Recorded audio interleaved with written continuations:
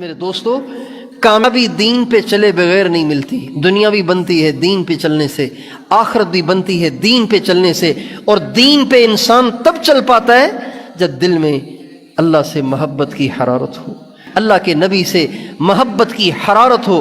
جب اللہ اور اس کے نبی سے محبت ہو جائے گی تو اللہ اور اس کے نبی کے حکم کو پورا کرنے کو انسان اپنی سعادت سمجھتا ہے، سعادت سمجھتا ہے۔ اور اللہ کی جو محبت ہے، اللہ کی جو محبت ہے، اس کو پیدا کرنے کے چند اسباب ہیں، کچھ اسباب ہیں۔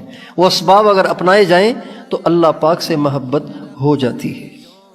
محبت تو ویسے ایک عطا ہے، ایک اللہ کی طرف سے ملنے والی دولت ہے، ایک سرمایہ ہے، ایک نعمت عظیمہ ہے، ایک نعمت عظمہ ہے، لیکن اس کے اسباب بہرحال موجود ہیں۔ اگر ان اسباب کو انسان اختیار کر لے تو اللہ پاک سے محبت کا مزہ وہ چکھ لیتا ہے۔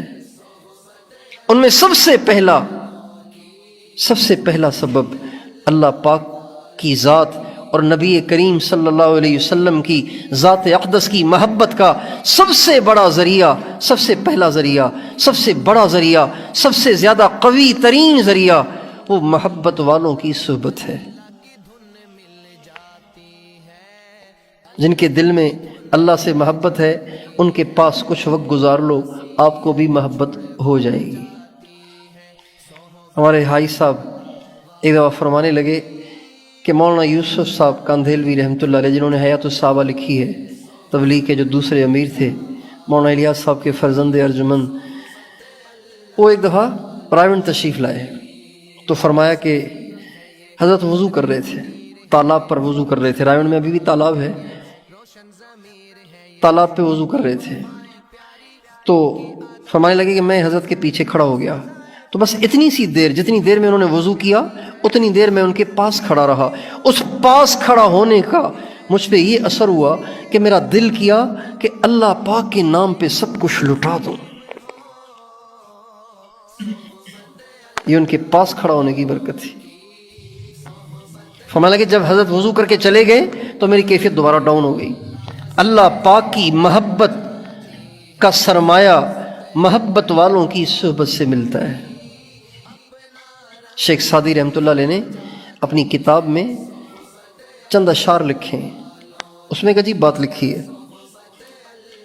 وہ فرماتے ہیں ایک دفعہ میں حمام میں گیا غسل کرنے کے لیے، حمام میں گیا غسل کرنے کے لیے، تو میں نے دیکھا کہ وہاں پہ نا ملتانی مٹی رکھی ہوئی ہے۔ آج کل تو صابن آ گئے، پہلے صابن نہیں ہوتے تھے، خوشبودار مٹی ہوتی تھی، اس سے جسم کو دھویا جاتا تھا، نہایا جاتا تھا، صاف کیا جاتا تھا۔ آپ صابن سمجھ لیں، صابن تھا۔ تو شیخ سعدی کہتے ہیں کہ اس کو میں نے سونگھا تو بڑی خوشبو تھی اس میں، تو میں نے اس صابن سے پوچھا، اس مٹی سے پوچھا، بدو گفتم کہ مشکی یا ابیری، میں نے اسے کہا اجی آپ مشک ہیں یا عنبر ہیں؟ آپ ایسے مہک رہے ہیں، ایسی آپ سے خوشبو پھوٹ رہی ہے، تو آپ مشک ہیں یا عنبر ہیں؟ بگفتہ من گلے نا چیز بودم، تو وہ مٹی بولی، زبان حال سے بولی، بگفتہ من گلے نا چیز بودم ولیکن مدت با گل نشستم، جمال ہم نشیں در من اثر کرد وگر نہ من ہما خاکم کے ہستم۔ وہ مٹی مجھے کہنے لگی بات یہ ہے کہ میں تو مٹی ہوں، نہ مشک ہوں نہ عنبر ہوں، لیکن ایک بات ہے کہ میں نے کچھ زمانہ گل کے ساتھ گزارا ہے۔ گل سمجھتے نا، پھول کے ساتھ، کچھ زمانہ میں نے پھول کے ساتھ گزارا ہے، ہم نشین کے جمال نے مجھ میں اثر کر دیا ہے، ورنہ میں تو وہی گری پڑی مٹی ہوں۔ اور حضرات صحابہ کرام کے سارے کمالات سرکار دو عالم کی صحبت کا نتیجہ ہیں،